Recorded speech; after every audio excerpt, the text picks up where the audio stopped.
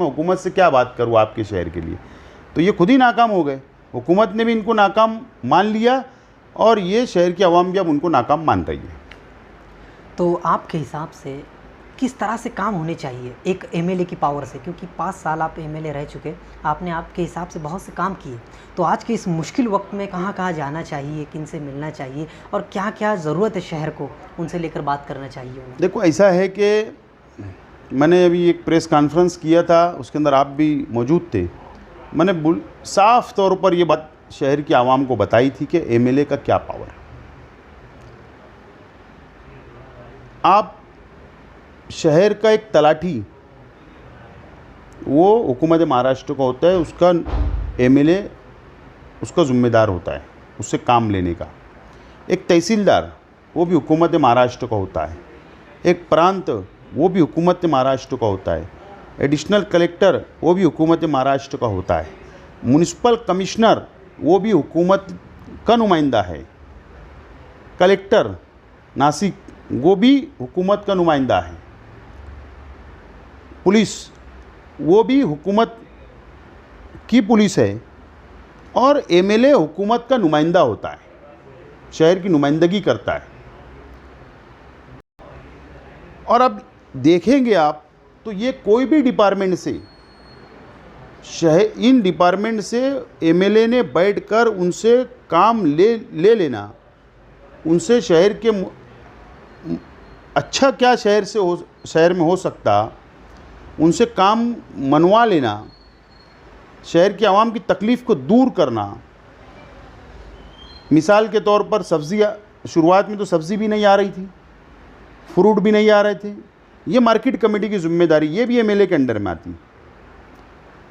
उन्होंने वो भी नाकाम हुए। मैं खुद उसके अंदर पहल किया, बाकायदा ऑर्डर निकाला, बाकायदा लड़ा, मीटिंग किया और उसके बाद शहर के अंदर ये दोनों चीज़ें, दूध वगैरह सब शुरू हुआ। बेकरी आइटम का ऐड करवाया, फ्रूट का ऐड करवाया, सब्ज़ी का ऐड करवाया, मज़दूरों के लिए आवाज़ उठाया। तो ये सब एमएलए की जिम्मेदारी है। ये कारपोरेशन, लोकल बॉडीज़ सिर्फ ठहराव करके देने के लिए होती है, लेकिन कारपोरेशन का commissioner, deputy commissioner, health officer, health department, town planner department, ये टोटल पोस्ट तो ये हुकूमत महाराष्ट्र की है। एमएलए उनका कान पकड़ के बैठा कर वो काम करवा सकता है, लेकिन एमएलए ने पूरी तरीके से नाकाम हो चुके हैं। और ये शहर के अंदर इन अधिकारियों से, इस डिपार्टमेंट से शहर को कोई भी फ़ायदा इन्होंने नहीं दिलवाया। और मैं पहले भी कहा कि मैं मेरी तजुर्बे की बुनियाद पर मैं इन ऑफिसरों से काम ले रहा हूँ। और कांग्रेस पार्टी आज महाराष्ट्र हुकूमत के अंदर शामिल है, हिस्सेदार है, और उसका वापर करते हुए हम लोग इस शहर के हक़ में, इस शहर के लिए जो बेहतर होगा, इस शहर के फ़ायदेमंद जो होगा, वो काम हम लोग कर रहे हैं। राजेश टोपे साहब जो हेल्थ मिनिस्टर है, शायद कल परसों या कुछ दिनों में मालेगांव शहर आने वाले हैं। मालेगांव शहर की काफ़ी हालत अब ख़राब हो रही है। जो सैंपल स्वैब लिए जाते हैं कोरोना पॉजिटिव या निगेटिव रिपोर्ट आने के लिए, तो कहीं ना कहीं अब ऐसा महसूस हो रहा है कि पैथोलॉजी जो लेबोरेटरी है वो आज मालेगांव शहर में रहना चाहिए। इससे पहले जब राजेश टोपे साहब आए थे तो उन्होंने साफ तौर पर कहा था आपको जो जो चाहिए मांगिए। तो आप अभी जब आएंगे तो किस तरह से, मतलब कुछ डिमांड उन पे करेंगे? नहीं, सबसे पहले तो मैं ये बात आपके चैनल के ज़रिए मालेगांव शहर की आवाम को एक पैगाम देना चाहता हूँ कि नुमाइंदा जो असेंबली के अंदर जाकर बैठता है,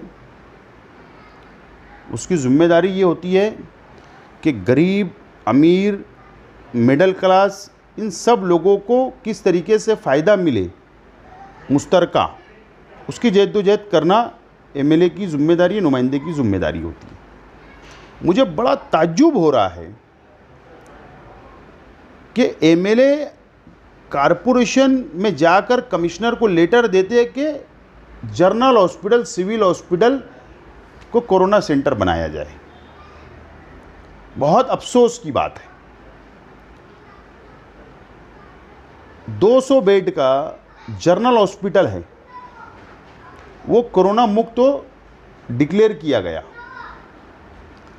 और वहाँ पर मालेगांव शहर के गरीब, मैं तो आपके चैनल के ज़रिए शहर के गरीब भाइयों से मैं कहना चाहूँगा कि मालेगांव शहर का नुमाइंदा एमएलए वह आप लोगों के खिलाफ़ है, आप लोगों को परेशानी में डालना चाह रहे हैं, और इसीलिए उन्होंने ये डिमांड की कि कोरोना सेंटर सिविल को बनाया जाए, अली अकबर को बनाया जाए, वाडिया को बनाया जाए, जहाँ पर 90% शहर की आवाम गरीब एक 5 रुपये का फॉर्म निकाल कर ओपीडी, एक फॉर्म निकालती है ओपीडी से, और एडमिट होकर बड़ा ऑपरेशन, छोटा ऑपरेशन, सीज़र, डिलीवरी, ये सब इलाज वो करवा सकती है। ये उसको बंद कराना चाह रहे, और ये शहर की गरीब आवाम को मुसीबत में डालना चाह रहे। इस तरीके का मुतालबा हेल्थ मिनिस्टर से वो करने वाले हैं, और इन्होंने ऑलरेडी यहाँ पर डिपार्टमेंट में कर चुका है। मैं तो पहले इनकी मजम्मत करता हूँ, और आज जब मेरी आपसे मुलाकात हुई मौसम पुल पर, तो मैं जो लेटर दे रहा था वहाँ पर दादा भुसे साहब को, तो मैंने वो लेटर आज दादा भुसे साहब को दिया, मैंने आज राजेश टोपे साहब को मेल किया, आज मैंने छगन भुजबल साहब को मेल किया, आज मैंने वज़ीर आला साहब को मेल किया, आज मैंने कलेक्टर को मेल किया, डिप्टी डायरेक्टर हेल्थ को मैंने मेल किया, और सामान्य रुग्णालय डॉक्टर डांगे को मैंने लेटर भेजा।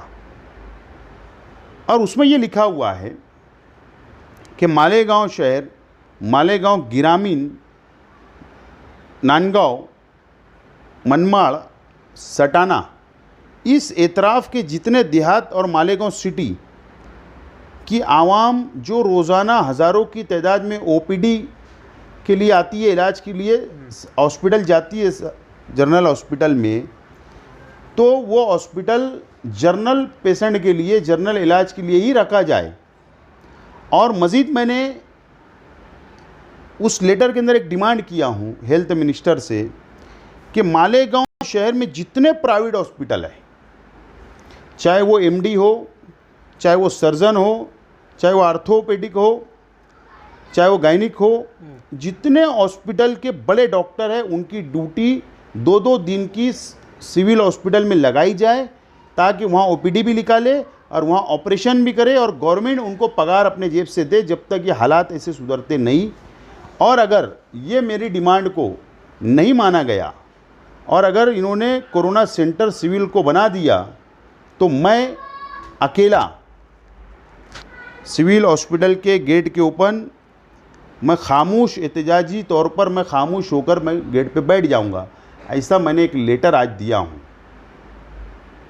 मैंने आज ऐसा एक लेटर दे चुका हूं। और जब कल मैं सुन रहा हूं कल आने वाले हैं, परसों आने वाले हेल्थ मिनिस्टर साहब, तो ज़रूर मैं एक आम नागरिक की तरह वहां जाऊंगा और मेरा लेटर उनके हाथ में सौंपूंगा, और मैं मजबूत दलील के साथ शहर के एमएलए जो करने जा रहे हैं, कोरोना सेंटर बनाने की जो डिमांड करने जा रहे हैं, मैं उसकी मुखालफत करूँगा। और ज़रूरत पड़ने के ऊपर मैं शहर के गरीब भाइयों को लेकर, मज़दूर, गरीब जो सरकारी हॉस्पिटल जाते हैं, उनको लेकर मैं एहतजाज करने में भी पीछे नहीं हटूँगा। आपने बताया कि सिविल हॉस्पिटल को लेकर मैंने भी उनसे कई बातें की, तो उन्होंने साफ तौर पर ये बात बताई है कि जैसे जीवन हॉस्पिटल को लेकर लोगों में बहुत डर पैदा हुआ है, अभी से नहीं पहले से।